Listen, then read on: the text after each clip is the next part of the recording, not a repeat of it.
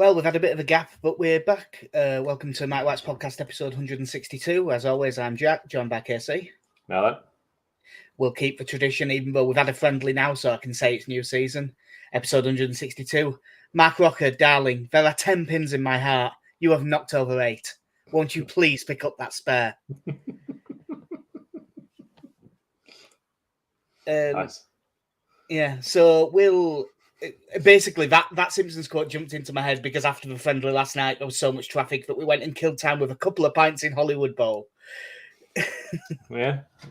Do you think Mark Rocker knows what brunch is? He just knows that you get a good meal.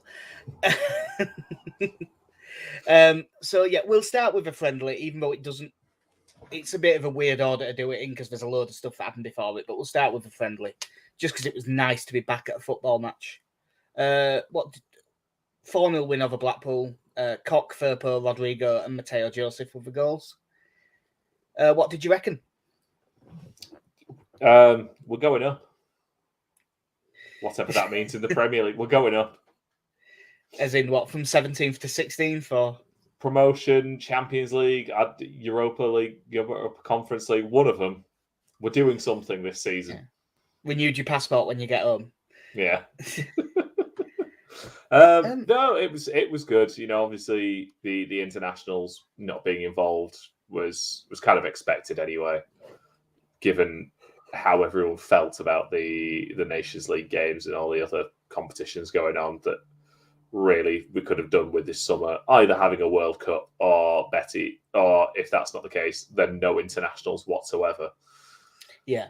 But no, it was nice to see them out there, and obviously kind of gave you an idea of one who we really want to actually take a look at before making a decision on them, as well as, you know, just the knowledge that Joffrey is getting at least 17 goals in the Premier League this season. Yeah, well, that will be a question in a couple of weeks. So yeah, there was a few interesting things from it. One, I just thought, obviously it's a friendly and you can't read much into it, and Blackpool weren't great, but they did look a bit more comfortable in the shape than previously, which was good to see. I thought the front four was very interesting because it was sort of 4-2-3-1. Gelart up front, and it looked really like Greenwood at 10, Rodrigo right, Harrison left. Yeah. For the most part. And I'm wondering if that's where he's... I mean, I think that long-term you're going to see Rodrigo on the bench, but I wonder if that's the position that Marsh is most fancying him in. Yeah, it wouldn't surprise me. He's never, he has the ability to do it as a sort of an inside forward, which kind of, I think, does work for Marsh's system as well, to kind of still play a bit narrow anyway. But it's not something he ever really did in these last two seasons that I can really think of. Certainly didn't do it for any period of time anyway. Yeah, I was surprised at that because we assumed that he would be probably up top with Gelhardt, and then you'd probably have Greenwood playing in that role, but ended up a different way around.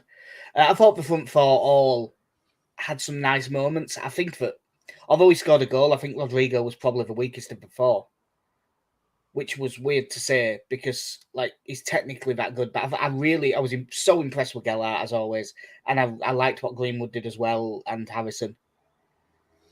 Yeah, I think you got a very typical Jack Harrison performance. Very, you know, a lot of hard running, occasionally holding onto the ball a bit too much, but trying to get forward.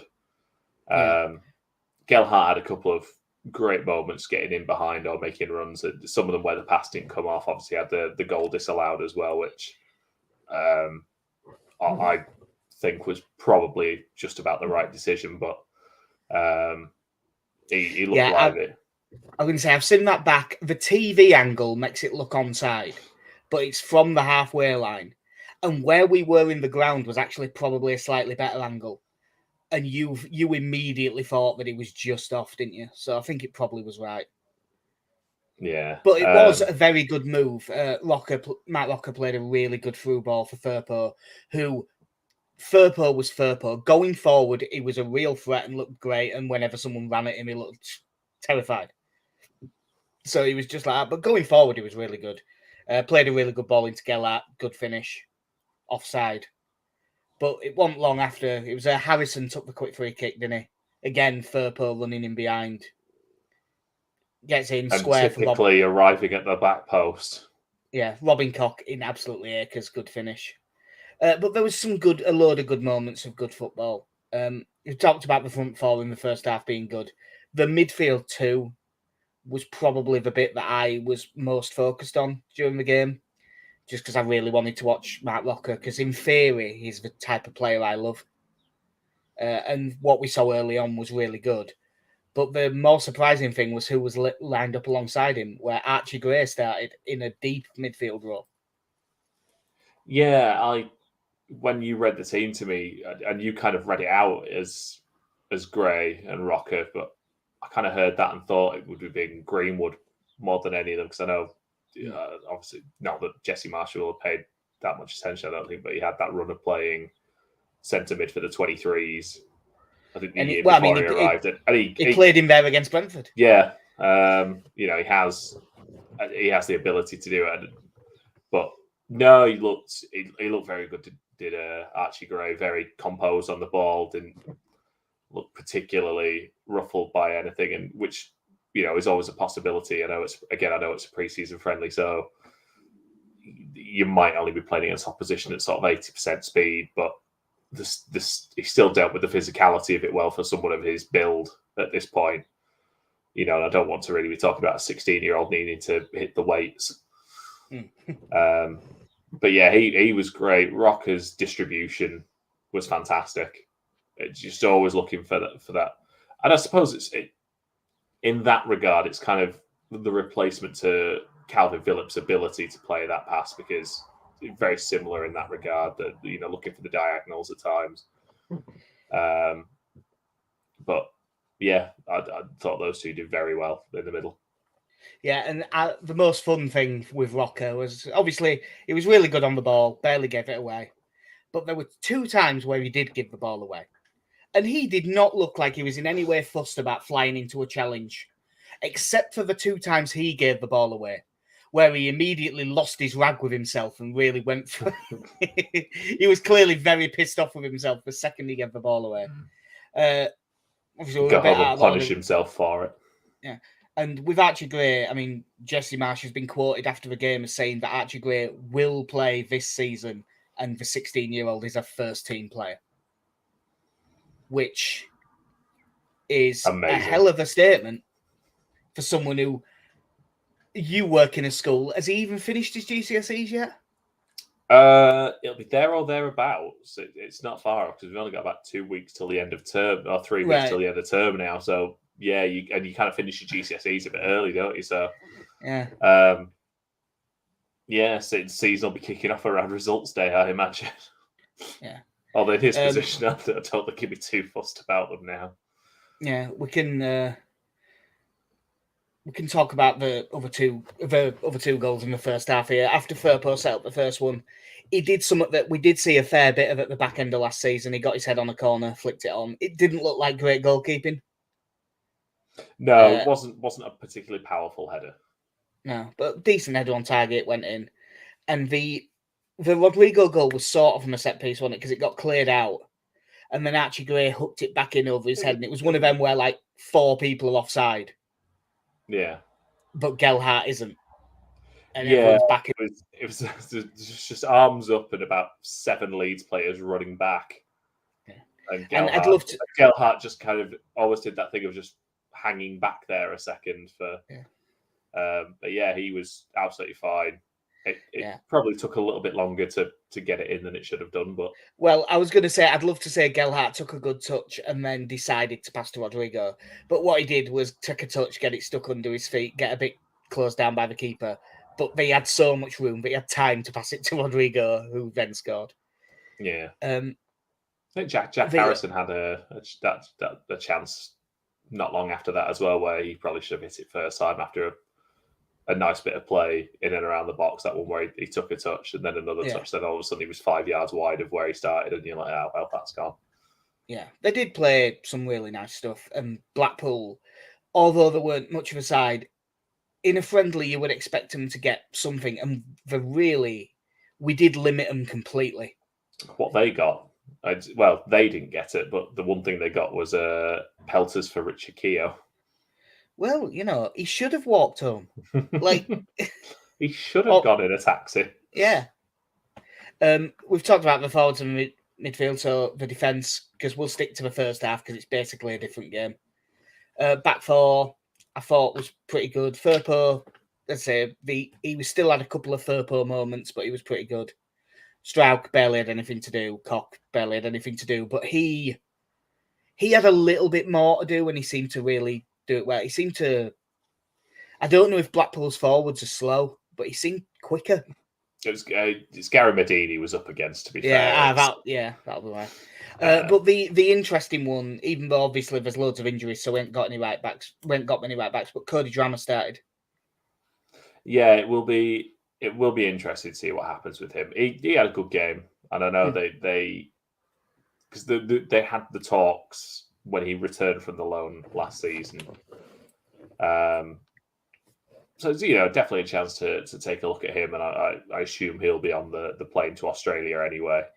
Oh, he'll definitely, because in theory, he should be second choice right now, behind Christensen, you would think, because obviously could be third behind Robin Koch. Yeah, well, we'll see with that. No, he did well. He's got the athleticism for it. Loves to get forward again, which we all like. Defensively, didn't have a whole lot to deal with, to be fair. His runs from deep were good. When it's obviously a tactic because Firpo did it as well, but when Rocker got on the ball, or sometimes a centre back pushing out, if they go. The way that they were doing it basically was if Leeds got the ball, the far side central midfielder would drop in and almost form a back three with the two centre backs. So if it was on the left, Gray would drop in. If it was on the right, Rocker would drop in. And that was the more common one. But sometimes the pressing would go on to the midfielder. So the right or left centre-back would end up being the one that comes out with the ball. But whenever that happened, usually the full-back who's opposite to that midfielder would make a lung-busting run down the wing. And Drameh did that over and over again, which was really good to see. There's no point talking about Meslier because I think he made one save. Yeah, a low save. There wasn't much to do. So half-time, we made 4 changes, I think. I should have written this down. We did a massive queue at the bar. Yeah, Klassen for Meslier. Jeremiah Mullen came on for Robin Koch. Yes. Amari Miller came on for Rodrigo. And who was Leif Davis. Oh yeah, Leif Davis came on from Firpo. So Leif Davis is very good. Davis is alive and well, and is under consideration. Yeah, well, I was going to say of those 4, he's probably the one to talk about. There wasn't loads in this game really to stand out with Leif Davis, but he really, if he can be in any sort of form for the next 3 weeks, he'll give himself a real chance because it's not just that Firpo has been a bit of a bomb scare at times. We literally haven't got anyone else that's an actual left back. We've got Yelder and Strauch. Yeah, it's. And I think I could see us being in. I could see Yelder being our starting left back a couple of weeks into the season.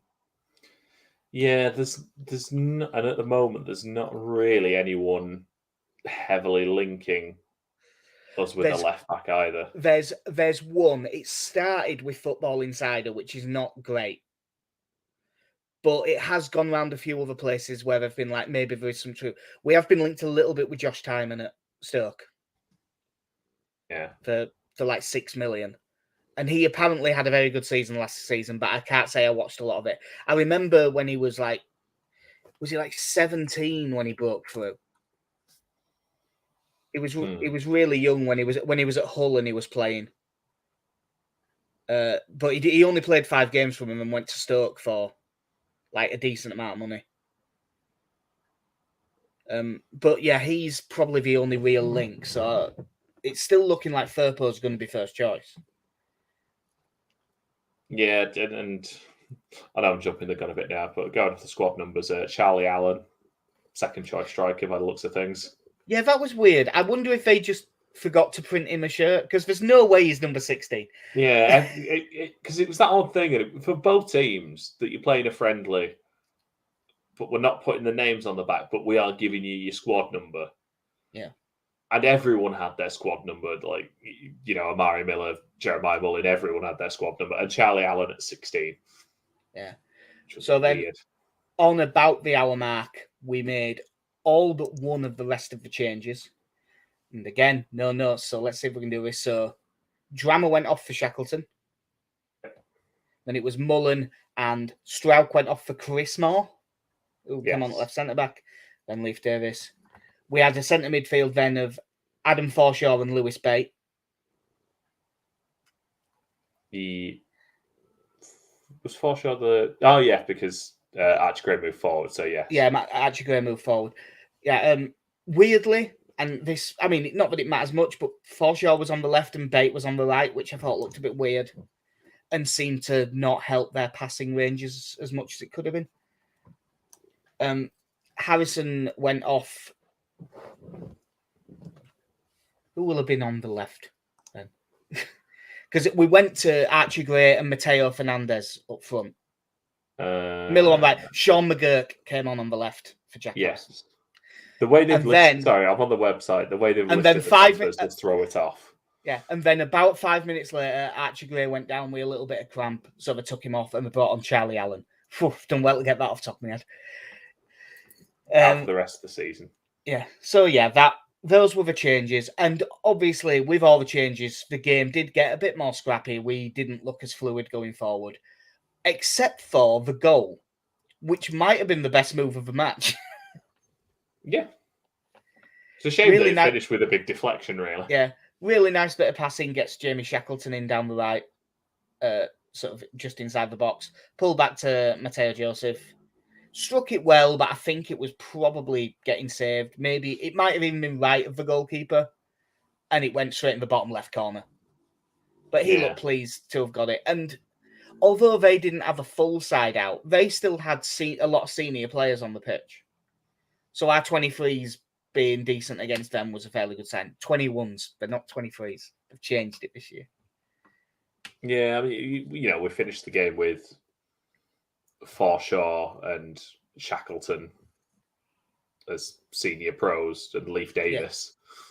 Yeah. So, yeah, you know, Mullen and Moore were never really troubled. Mullen had that one slip where he gave away a dangerous free kick on edge of box where he literally lost his footing. Yeah. But outside of that, I was pretty impressed with him. He was confident coming out with the ball. He seemed to pick his passes quite well. Yeah. Even the ones that got intercepted were him like trying that right centre-back ball into the forwards, which is the kind of pass that we need to be playing if we're going to play this way. So that getting intercepted 70 yards from our goal is not necessarily a bad ball. Yeah. No, it was, like I say, ultimately, second half was like a lot of pre-season friendlies once you've made all the changes. Everything had slowed down. There was the element maybe for the defenders who had to deal with a couple of quite big physical Blackpool players, but no, I thought we did fairly well keeping the ball, moving it around well without ever really having to get out of second gear. Yeah. Well, the friendlies more coming up. We've got Brisbane Roar on July 14th, Villa on the 17th, Palace on the 22nd. And then the Sunday, July 31st is the last one, which is the, I suppose, traditional home friendly, Cagliari at home, which I think is like a 6 p.m. kickoff.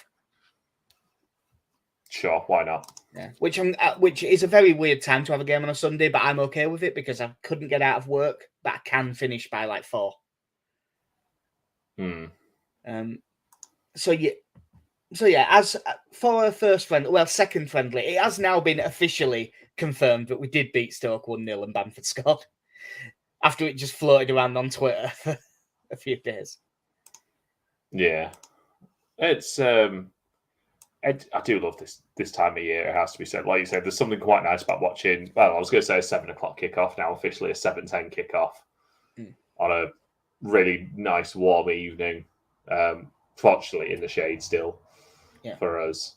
But there is that little bit we go, summer football would be really nice. Yeah, but I love winter football as well. So just never let it stop. What you're saying is we need the league finishes and then it starts again 2 weeks later. Are you saying we need the Premier League? Yes. In the summer. This is the XPL. The NBA does it. It basically has a reserves league. They have their reserves league in the summer, so. Didn't know that. Yeah.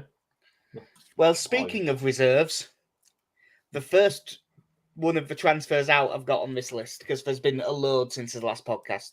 To say how long ago our podcast was, Mark Rocker wasn't even confirmed. Although we did talk about him because it was nearly done. So the first one on the outs list, Ryan Edmondson, Carlisle on a free. It was going to happen. He's never really been involved since Bielsa was there. No. So it was time for a break for him. Now, I still maintain that there was a little bit of time in the Championship where I was a bit unlucky because we just didn't have a striker on the bench for like 7 games. And he probably could have been that. But no, he's never going to be there. That hopefully he does well, but we'll see what happens with him. One that was a little bit more surprising, just not because of him, but because of our squad situation. Liam McCarran's gone to Stoke. Undisclosed fee. I'm assuming it's a very low fee with a decent sell-on clause. But like Liam McCarran did all right, made the bench a few times. He played a game, didn't he? I think. Yes. He came on against someone. I always get them mixed up with when McKinstry came on. It's him, McKinstry, and McGurk. Because McGurk hasn't played one, I don't think. No. But yeah, the Liam McCarran's gone to Stoke. He did all right for us. He still never really seemed like a left back, even though he was playing there the whole time. But really, really quick. Had something about him. But with us having hardly any left backs, I was surprised that he was the one to go. But I think he maybe has decided that he needs to play now. Which is fair enough because he's 21. It's not like he's 18. Yeah, it's he came on against Arsenal. Oh yeah. So he came on against. There's something about Arsenal because that's where Niall Huggins got his game as well, wasn't it? Yes. When he played left back when he played left back for 23s all season and then played centre mid against Arsenal. Yeah. Yeah. Onto a more senior name, someone who infuriated all of us at times, but still did get a bum rap off the fans a lot of the time as well. Tyler Roberts. QPR loan for the season, an option that is around $4.5 million. You know, I really hope he does well. I've always said the problem for him was that he went from being a backup striker in the Championship and maybe starting 10 games a season to then being a backup striker in the Premier League. And the fact he never got a good run of Championship football was never going to help him then when you throw him in against Premier League defenders. And playing like so much football in midfield as well.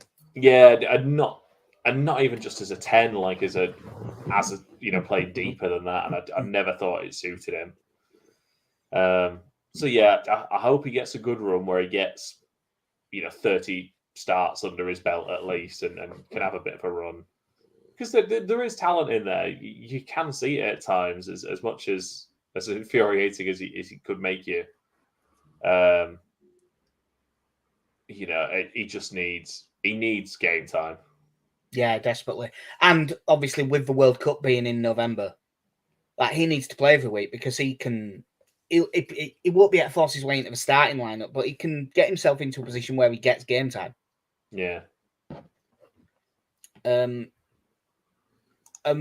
move that, well, the only criticism is that the people that think he should be playing here, Charlie Cresswell, Millwall, season-long loan. That seems like a decent fit. Yeah, I feel without wanting to praise Millwall at all, I feel like Millwall fans will definitely get behind a big central defender. Yeah.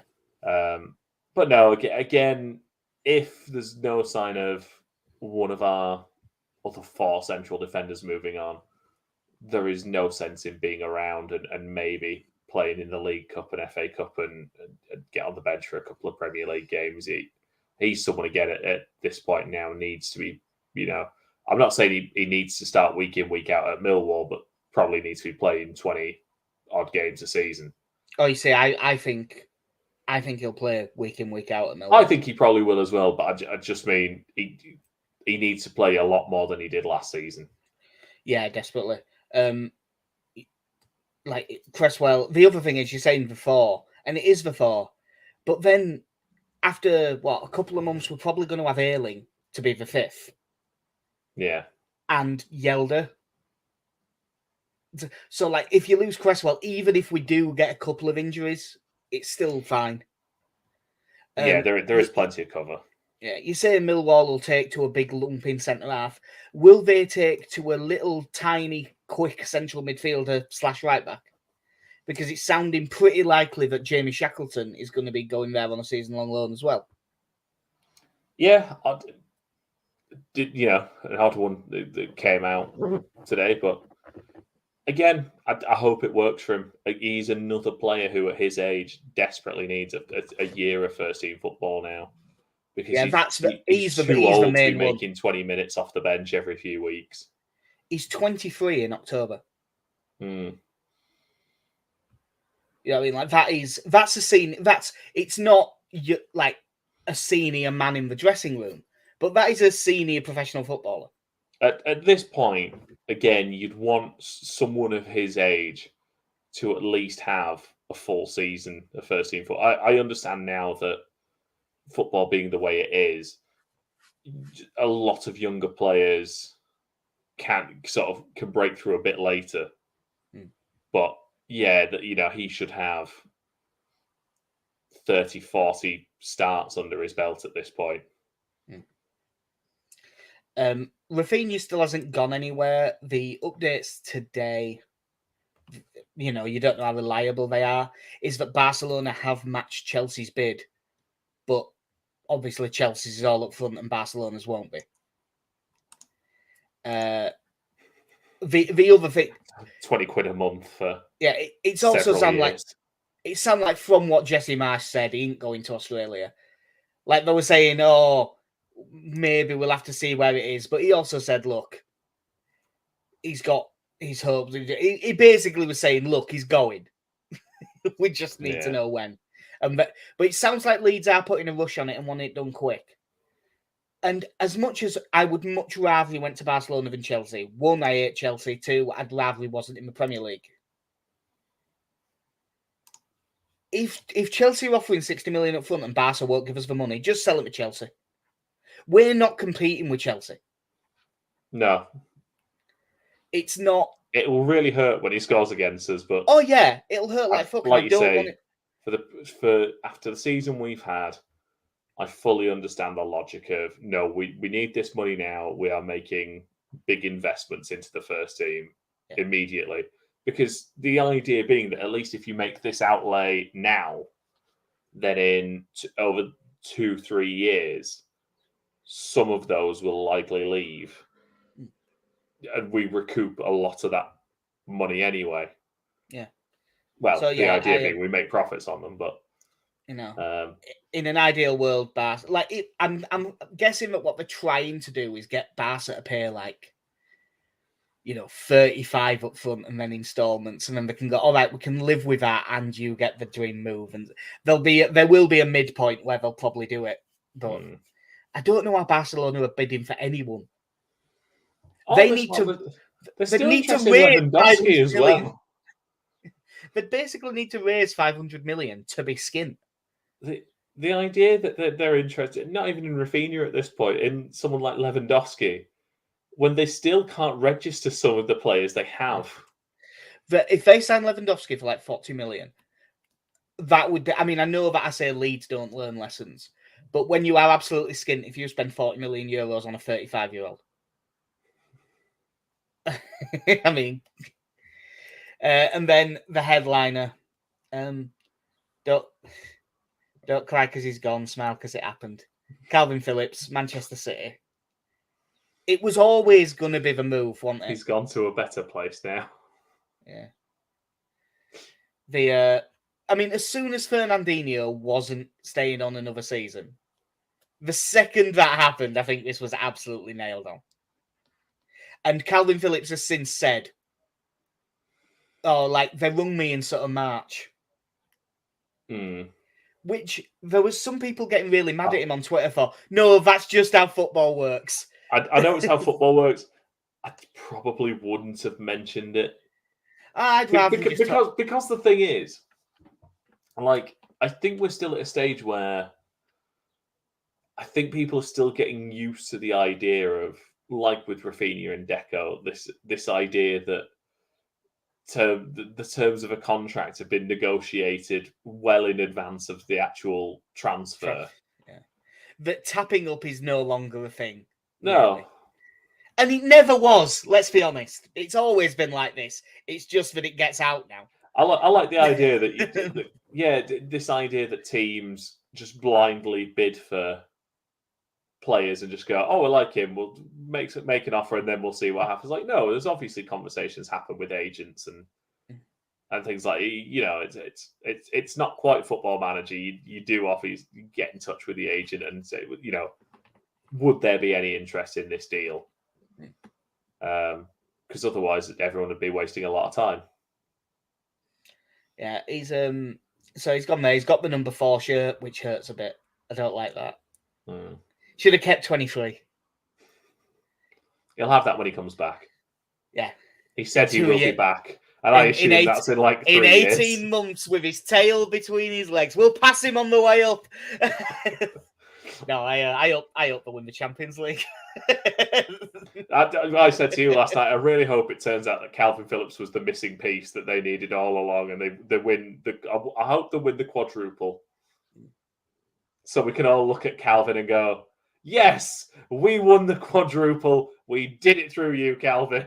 Yeah, well, that's what we did when James Milner won the Champions League, didn't we? Yeah, and the league with Man City. It's like good lad. He's a cracking player.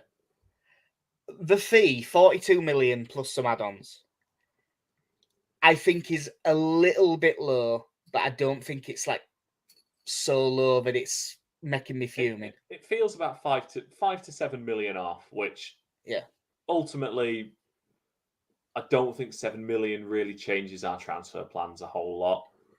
As I've said online, the success of this deal now is very much in how all our signings work out. If we have a good, even a solid season and finish 12th, 11th, the new signings look good, you don't worry about the 7 million all of a sudden. It's if we sell him and then we're back in a relegation fight, and then all of a sudden you start questioning it. Ultimately, like the number I had in my head the whole time was 50 million. Yeah. And it's a little bit light. It also might not be the worst thing in the world to be on terms with Man City. Yeah. As depressing as that is, like, I don't think that we'll be able to do it, but if we could, they've just sold that Romeo Lavia to Southampton. Decent fee, but buyback clause. If this allowed us to do something similar with someone like James McAtee, then all of a sudden, it's probably not the worst thing being on good terms with him. No. Like you say, stuff like that. It's just kind of how football works now. You look at the cynical nature of Chelsea's whatever it is you call it, stockpile. Human trafficking is probably someone mentioned just for the lawyers. That was a joke. Yeah, I can't remember what I was. It might have even been a talk sport I had on yesterday when I was on the way to pick you up, and Lucas Pizon got a mention. Oh, Lucas Piazon, yeah, he was there forever. Yeah, of his being there at the age of 26. Well, Lewis Baker only left this summer, didn't he? Yeah. So, but no, it's with Phillips. Like you say, it's kind of a wait and see now. If we have a decent season, you forget about it fairly quickly, and you can't say we haven't invested. No, and Phillips himself, obviously, he's been brilliant for us. If we'd have had another season like our first season back, you could have had the discussion about go on, just give it one more year and see where we are. Well, to be honest, I think if we'd have if we would have built on the 9th place season and ended up 8th, I think he probably would have signed a new deal. Yeah, but is it because what is he 26? Yeah, if he's gonna win things, he had to go, and I can't begrudge him it. One, because he's done so well, he's been in the team that got us promoted, all of that stuff. But also, he could have gone when we didn't go up, when we fucked up in the playoffs. Yeah, he stuck around and gave it another year. Yeah, he could have gone then, and he didn't. And God, he must be so glad he didn't go to Villa. Yeah, but it's not a good deal for us, but I don't think it's a terrible one. But it's a good deal for Phillips. It's a good deal for Man City, and it's not a bad deal for us as a midpoint in a transfer. I think it's okay, but when the actual announcement, I justified that in my head weeks ago, and when the actual announcement came through, I was very sad. Oh, reading the letter. I tell you what got me in the feels a little bit today. Have you read Jack Wilshere's statement today? Because he's retired. No, because I was working, I didn't get. I saw that he'd retired, but I haven't actually. I tell you what, as someone who had no real emotional attachment to it, reading it because his was like 4 pages. And I was just there going, I do feel sorry for you. Well, it's because obviously he's going to be fine. He's set for life, etc. But yeah, he could have been. He could have been like the best player. And then I think like one of the first thing like images or whatever got put underneath that was the goal against Norwich. Yeah, and you're just watching it. God, like, and that was still at that point as well. Where you just went, oh God, when Arsenal are on it. Yeah. Oof.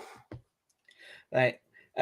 Quickly, there's been some scholars sign professional deals. Goalkeeper Will Brook, who I haven't seen. Cuba Debo, who I believe when we signed him was called Cuba Klein. But right back, good reviews in 18s, but I haven't seen it myself. Harvey Sutcliffe, fullback, who has played for the 23s a fair bit and looked decent. Keenan Carroll, Seb's kid, winger, and Luca Thomas, who got 15 in 17 for the under 18s last season. I think he scored in 10 under 18 Premier League games in a row. So I don't know if he's going to be any good, but he obviously did well last season. And the excellently named Nick Knack has just asked, what do we think of the new signings? Well, that's what we're doing now. Obviously, we've talked about Allenson and Christensen before. We've also talked about Mark Locker, but it has been confirmed since the last one. So Locker, 10 million from Bayern Munich. Deep-lying playmaker type of midfielder. Left-sided centre mid. 4-year deal. He is in theory the exact type of midfielder I like. Get on the ball, pick a pass. It's what I like watching. But at least with him, we can say, based on an hour in a friendly, looks pretty good. World class. No, it was quite nice to hear the comments coming out of Bayern Munich as well were not that this was a failed transfer. They just there just wasn't a place for him in that team, which is understandable when you are so dominant in your league like that, you know, and they're a very good team. So it's not as if he turned up and stank up the place. It's just struggled to establish himself there. So you know, it's a clean break was what was needed for him. Yeah, as I'm looking forward to seeing him in there, and you know, I suppose you can't really replace Phillips, but if he's going to be, I think that Rocker in theory is a better passer of the ball than Phillips, and if he's going to be part of the two, he doesn't need to do everything Phillips does. He just needs to do some of it. Yeah, actually, Gray can do the rest. Yeah, ahead of on the bench, Tyler Adams, who we'll talk about next because he's probably, you would think, going to be the right-sided centre mid in this. 20 million from RB Leipzig. Although it sounds like we're doing a bit of a Helder Costa deal with that, where it's like 4 million a year. Yeah. Over the length of the contract. Yeah, much more energetic centre mid, really pressy, chase everything type. More likely to fly into a tackle. So he's sort of, in theory, replacing the physical defensive side of Phillips. Yeah, 5-year contract. Him and Rocker, in theory, sounds like a good partnership. Yeah, and you know, we're now talking about someone who, 75 games for Leipzig is a regular US international now, which it means a lot more than it did 10 years ago. Yeah. You know, they're a good side. He's a good player who's played to a decent standard so far. So, yeah, again, very happy with it. There's a little bit of it does smack of Howard Wilkinson's approach to sorting Leeds out by just buying all his old players from Chef Wednesday and bringing them in, but it worked. I suppose after the season we've just had, the idea is that he probably needs some players in there that he knows he can trust to make the system work. And I think one of the issues was for him because he clearly did want to implement this system when he first came in, but kind of became a needs must.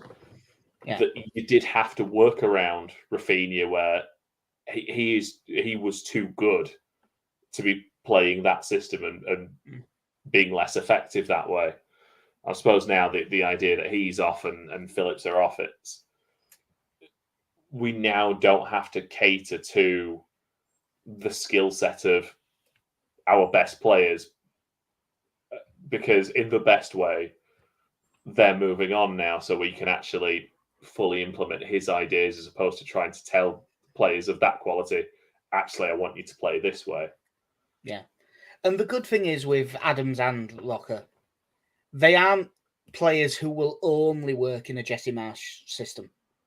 So, like, if it doesn't work, we aren't just lumbered with someone who, like, this is the only time. Working a Big Sam system too. Well, like, when was it Mark Hughes that Stoke brought in after Pulis? Yes, the natural and said, we want you to now start trying to play some football, but he still had Pulis' squad. So it just wasn't going to work. It was Woodgate at Middlesbrough. It was the Jonathan Woodgate at Middlesbrough, wasn't it? You see this workaday team. Was it Tony Mowbray? Or was that Pulis as well? That was Pulis as well, and then he got replaced by Warnock. Yeah, where they went, no, get these lot playing some football. Actually, no, we'll get Neil Warnock in instead. And Woodgate's like, well, what was my mandate there? Yeah, and then like the only 4 players that were any good for Woodgate were like 4 kids out of the academy. Yeah. One of the many back, because you would think it's going to be Adams and Rocker. And then you've got, Forshaw will now be a sub. Click will probably be a sub. Archie Gray will, of course, be a sub. But another one who might be on the bench a fair bit is, I still haven't watched the video where he pronounces his own name, but is it Darko Giabi? Giabi. Yeah, I think it's off G, but 5 million from Man City, which is a lot for a youth player. It's what happened. It's the way football is now, that you can have someone who plays no first team football if they've got a bit of a reputation to them. You can still end up paying £8 million. Yeah, well, absolutely, it's not something I'm privy to, but Phil here was saying on one of his shows that all the agents are talking about how the under-21 market's gone mental this summer. Like last year, where there was players that you could pick up, like Sam Greenwood, who that's a couple of years ago now, but he was a really highly rated young player, and we picked him up for a couple of million. That same deal now is like 7. Yeah. So we'll see how it is. But I can't say, I've never seen him play aside from a sub appearance at Ellen Road against us. But the truth is, I wasn't really paying attention to him. I was just watching Man City be better than us. Yeah. So, and I was so distracted by the likes of James McAtee and how good he looked. So that's one where we just need to see if it works out. My main hope with Giabi is that he starts well. Because with him, I know that they're 2 separate transfers, but with him basically being part of the Phillips deal. It's the Carlton Palmer. Yeah, he really could do with a good start. Don't give him number 23 for God's sake. Yeah, don't do that. Don't have a 23. Don't retire his number. Just don't have one. Just leave it for a while. Just leave it for a year. Yeah, so if he has a good start and gets people on side, that'll help. Because you would think he's going to be starting every week in the 23s. 21s. The bees. Yeah. I'd like to... there's a bit of me brain going, him and Bate, that'll be fun. But I don't want to see Bate in the 21s. I want him to go out on loan. Yeah, it would make sense at this point now that Forshaw and Clicker are going to be, third and fourth choice. And if Archie Gray's going to be... Archie Gray's clearly jumped ahead of him in the pecking order now. Yeah. And then, like we said, Mason Greenwood can play there. So there's a lot of options. Who? Which awful human being? Sorry, Sam Greenwood. What the fuck is wrong with you, KC? Fuck you. Get off my podcast right now. Sorry. Fuck you. Sorry, Sam. Sorry. Apologise louder. Do it again. I'm sorry, Sam. What's wrong with you? I'm warm and tired. Anyway, KC's gone. Right, this is now a solo podcast. I fired him. Fuck's sake. Oh, God. Yeah. The red face is from warmth and from laughter. Yeah, between all of them, there is no reason for Bate to not go out. I mean, we didn't even mention Robin Koch, who, in an emergency, could play there as well. So, yeah, hopefully he starts well. And then we're on to the final one. And the most exciting one. Luis Sinisterra. They reckon it's about 21.5 million from Feyenoord. Winger. He is basically, in theory, our Rafinha replacement.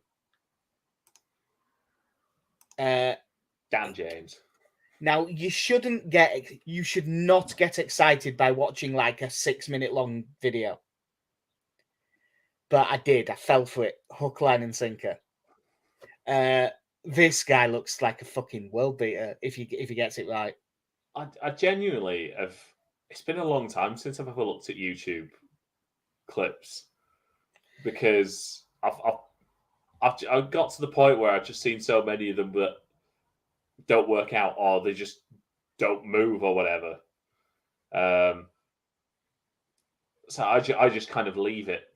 But I didn't search them out on YouTube. They popped up on Twitter. Yeah. I actively avoid them now. Yeah. I throw my phone away. Yeah. He really looks to be great at beating a player. He looks quick. He looks really two-footed, especially when he's finishing. I haven't actually noted down what his goal record was last season, but it was really good. It's like they've won in 2. He won the Young Player of the Year for that UEFA Conference League as Feyenoord got to the final. He got a fair few goals as well, didn't he, on the way? I think he was 6 in 12 in the Conference League. I can't actually remember what his league record was, but it was really good. He got like 17 goals or something like that. He just looks like a really fun player. Yeah.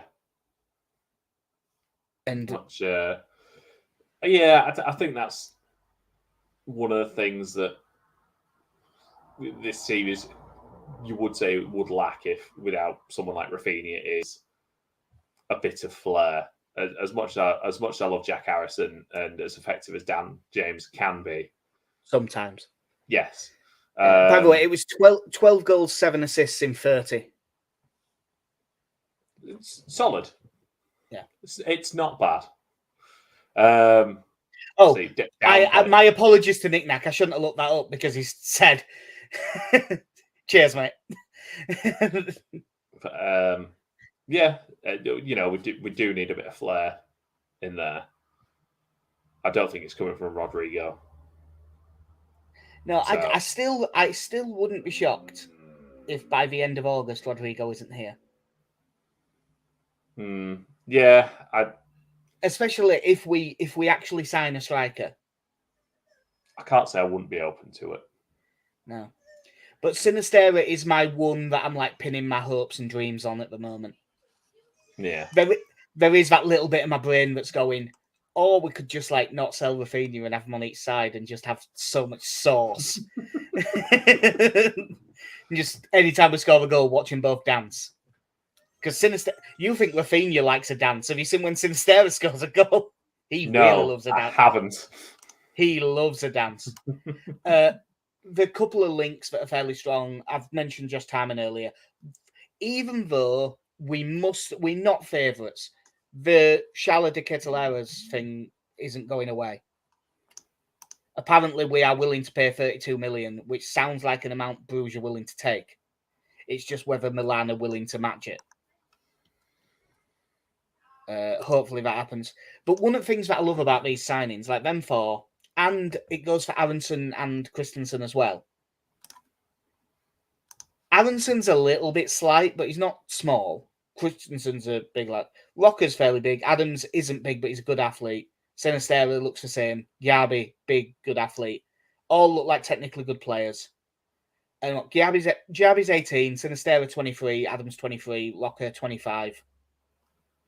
What's Aronson, 21? And I think I'm not sure how old Rasmus Christensen is, but he isn't old. He's 24.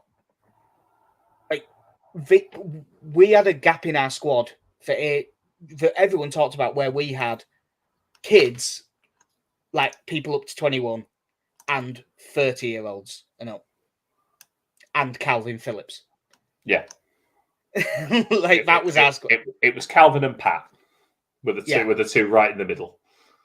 So it seems like, I would say our squad, like if assuming Rafinha goes, because he is, we are going to lose a little bit. You lose Rafinha and Calvin Phillips, you are going to lose something. But I think the bottom of the squad has been brought up significantly. Yeah, it was that, not so much the age gap now, but the ability gap that needed to be bridged between, when you were looking at the fact that, we might have, Phillips, Forshaw and Click all playing in midfield, and then Lewis Bate was next. Or, if we weren't having to move Robin Koch forward, and it's now meaning that those players are moving to the bench, so that when you have an injury or when you need to make a change in a game, that you are at least bringing someone on with an amount of first-team football experience now. Yeah. As highly rated as Lewis Bate is by this podcast, he wasn't really the player we wanted to see starting in midfield against Chelsea. Yeah. At this stage. Although I kind of did, to be honest.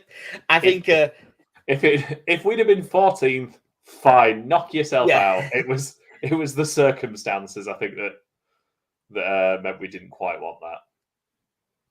Yeah. Jason Middleton said in the CDK saga, we're Chelsea, Milan, and Barcelona. Yeah. And I think that Barcelona will get Rafinha, and I think Milan will get the Ketelara.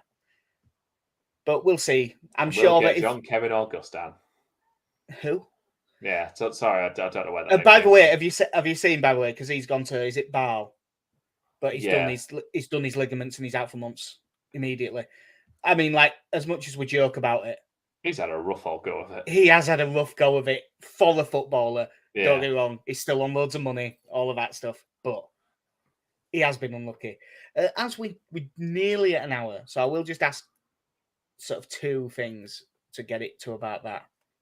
One, so far, out of 10, what do you reckon the transfer window is? I'm gonna say a 7. I'm pretty happy with the signings that have come in so far. They are, I think, for the most part, they're improvements on what we've got, or they are filling the gaps that needed filling. And I think it's that as well, because we all expected Calvin to go. We expect Rafinha to go. It's not like Rio Ferdinand leaving, where we'd had a really good season and then he'd had his head turned. This is coming. Yeah. So in that regard, I'm prepared. Not emotionally, because clearly I hadn't emotionally prepared myself for Calvin leaving, but I know it's coming. So I'm not disappointed by it. Yeah, I had a 6 in my head just because I don't think I can go much higher than that when you're losing what probably your 2 best players. I don't think it's a probably, is it? No, but Archie Gray. But we'll I can't go higher than that, but a lot will depend on what happens with the rest. If we're getting a striker and a left back as well, if they both ended up being players that are right, De Ketelaere and Timon rock up, and I mean, I would take both of them, but like, I'm sure that there might well be a better option than Timon. But Timon's still only 23, so we'll see. And the other thing I was going to say is, if the first game of the season was in like 3 days, what do you think the team would be?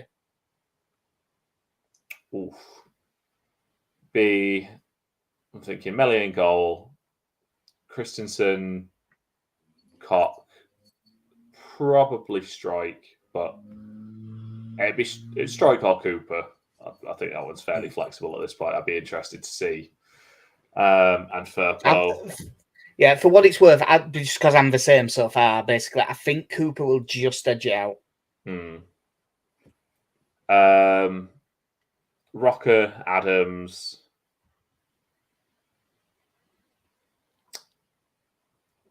Aronson and Harrison, probably. Bamford, Gelhardt. Yeah, I am the same, because I think Sinistera will be like when Rafinha first came. I think it'll be 3 or 4 games where he's on the bench, and we'll see what happens from there. Yeah. But yeah, that'll be. I'm all excited again now. Like, I'm fully. Oh God, I really wish that we could skip forward to start the season. I know you don't, because you're off on holiday next week. Yeah, I kind of want to enjoy that first. Yeah. I was very, very relieved when they released that thing saying Bamford was never playing in this one. He is going to Australia, don't worry. Because when we didn't see him, everyone did panic. But yeah, just as we're coming up to Almac, that'll be about perfect. So that'll do us for episode 162 at Mike White's podcast. I'm not sure exactly when we'll be back. What date do you go on holiday? Go on the 16th, and I'm back on the 23rd. Go on the 16th. So a week tomorrow. In that, Leeds play Brisbane on the 14th. So maybe like the evening of the 14th, maybe. We should probably try and do one just before you go. Yeah. Yeah. But yeah, that'll holiday podcast. Hey, I'd do it. I'll have some fun. if your Wi-Fi's free, or it's someone's villa. We're in a isn't it? villa, yeah. Wi-Fi's not a Yeah. problem. I'll Yeah, get it's myself not. down. You're Our not in a internet cafe's hotel. still a thing. I'll get No, to one but of them. it's not that hotels don't have Wi-Fi; it's that it's always shit. But the yeah, you're in a house basically, so it'll be fine. I'm on a horse. So yeah, that'll do us for episode 162. I've been Jack. See ya. I've been Casey. Sorry, Sam.